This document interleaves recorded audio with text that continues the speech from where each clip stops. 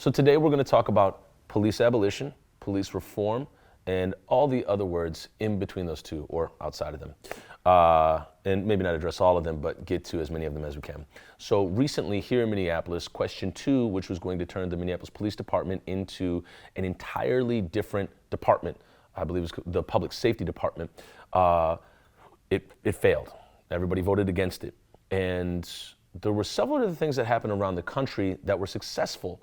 And the question that we want to bring to you today is, not what do you want in regards of abolition or reform, but what do you believe the first step can be?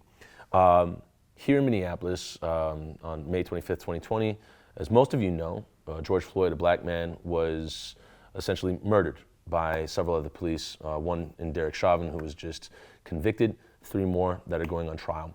And it brought about a lot of discussion, mostly because it was filmed. There have been many other murders of black men and community members in Minneapolis before that, but this one went international because it was filmed.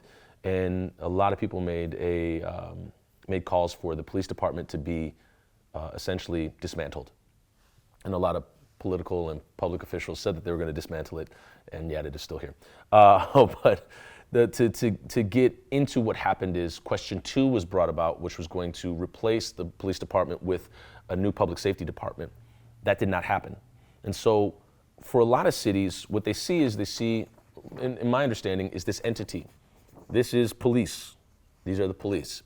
And when police are historically going about the business as they've usually gone about, which is predating upon black men, black communities, communities of color, indigenous people, neglected communities, underserved communities, and underfunded communities, essentially what a lot of people say is, well, I don't want that.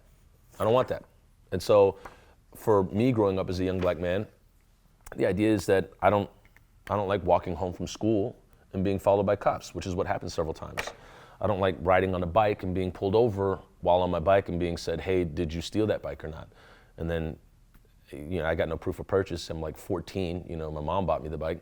So people, you then become, you have this distrust of police, but it stems from a root, which is legacy into this country, that police, in the U.S. started out as runaway slave catchers, which is inherently, it's an inherently racialized department. It's already steeped in racial disparity. It's steeped in economic disparity and a lot of other things that deal with inequity, but it's not serving everybody equally. And so then when question 2 came about, it said, well, we're going to get this new thing, but we're not quite sure what it is. And a lot of people were not quite sure what it was. And this is from me talking and interviewing a lot of people. And so instead of the police, we're going to do away with the police. We're going to give you question 2 and make this new public safety department, which is this. And a lot of people had questions. Well, what is this? Well, it's going to be, a new department that's going to do this, this, that, and the third. So you're going to tell me that you're going to uproot an entire institution and put a new one in. Tell me more.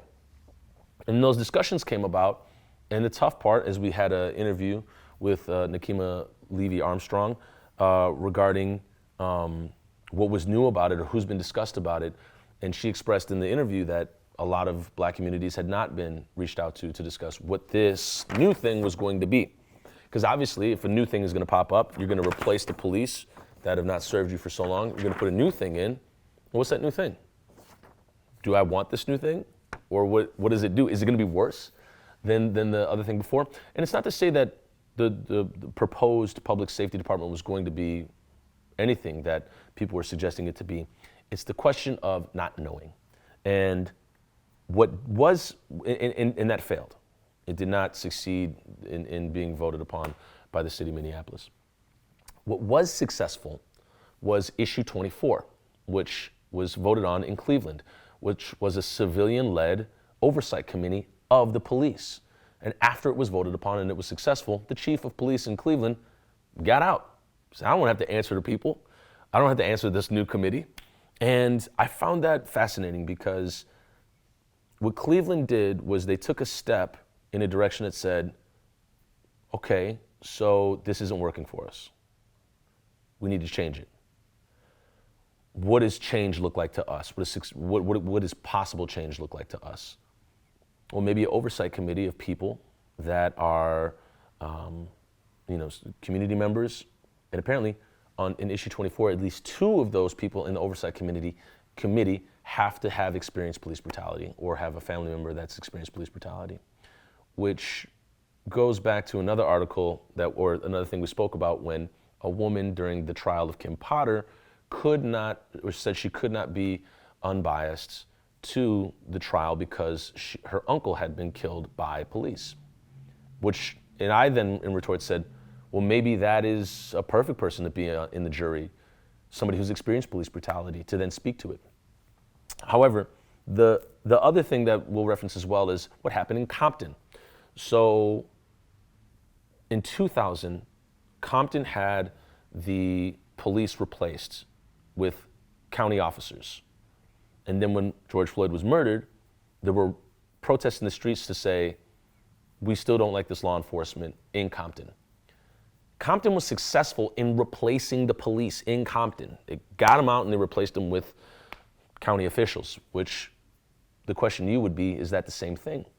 And there's other cities that have done this as well. They just replaced the police officers in schools with a whole entirely different militarized, security guard company. They've replaced the police officers in the city, and then they just have the sheriff's department or the county come in. And same problems, different uniforms. So going forward, when we look at Cleveland, and they were able to successfully create an oversight committee of their police, so now the police are answering to the people. They're not answering to public officials or elected officials. They're answering directly to the people. They're not answering to the BCA. The BCA is the Bureau of Criminal Apprehension, which has also been known as the Bureau of Cop Apologists, which is essentially a department that whenever there's something that goes wrong with the police, they say the BCA is going to investigate it. And then John Elder, the spokesman for the BCA, comes out and says, yeah, we looked at everything, and this police officer was just going by their job, so nothing to see here. They'll be back on the job. Thank you, everybody. Good night. And nobody's held accountable. There's no discipline whatsoever. And so, again, coming back to this, you have a product that you do not like, and then you want to replace it entirely with a new thing. How do we go about reform or getting to abolition? What is the first step? Does it look something like what was proposed in question 2? Or does it look something like what was proposed in Cleveland with issue 24? You can sound off in the comments below. Thank you so much for watching this video, and we'll see you in the next one.